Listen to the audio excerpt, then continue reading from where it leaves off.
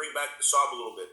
Yes. So one of the original charges that they had against him, which I find it very racist, and they put this out there to taint the jury, the potential jury. Because remember the Cuban Five that they claimed did espionage back in the 90s?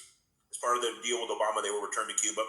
Yeah. Those Cuban Five political prisoners were tried by a Miami jury, which is full of exiles and right-wingers. So in order to taint the jury, one of the original charges, again, zero evidence for, was narco trafficking.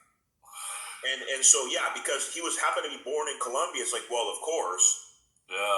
Yeah. So it's like, it's just so ridiculous. And then, I ran into the CNN Espanol journalist, CNN Spanish journalist, so-called journal, right, in the elevator at the arraignment for Saab. And this is interesting. So I go up to him and talk to him in Spanish. He doesn't want to give me his name. He's not sure what side I'm on.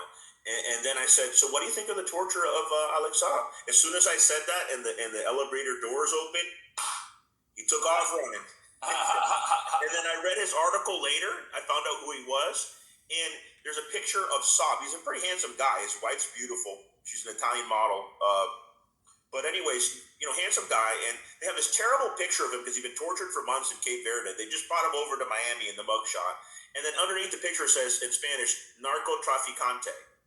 And that wasn't even a charge, nor was it even mentioned in the article. So in the article, they never mentioned that his original charge was that. They mentioned the conspiracy to money laundering. So in that they were accurate. They just wanted to put it in there to taint who was ever reading the article. And of course, they completely omitted that he was tortured. But these are the so-called journos that showed up that day. And then of course there was some alternative journalists like myself. And then we had the rally outside, and they took our picture. And now they've been attacking me. These right-wing journalists have been saying, oh, look, he's paid by Maduro. I'm still in debt. I still have a good fund on me trying to raise money so I came back from Venezuela. So I'm a working class guy. I had to go in debt to go with my own money. And they're saying I'm paid by Maduro to go to Miami. I had to take a road trip to go to Miami. It's like I had to pay for my own plane ticket. What are you talking about? As someone who actively consumes Spanish language media, I've got to ask you a question because ask me anything you want. Also, they can ask me in the chat anything they want as well. I'm open book. So my question is, am I imagining it when it feels like even mainstream Spanish language media has this very noticeable right-wing tilt to it?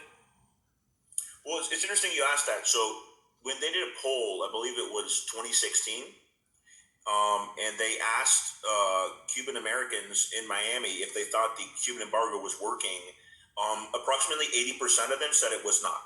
Yeah, of course. So since 2016, I guess with the propaganda and Obama's failure with Cuba, because once Biden took over, it's continued the whole Trump thing. So it's gone down from 80%. I don't know what the actual figures are now. I heard it went down despite the pandemic. Sure. But at least back then in 2016, when Obama had already implemented, was it December 2014 when he implemented the easing of the embargo on Cuba. So in 2016, especially because a lot of Cuban American youth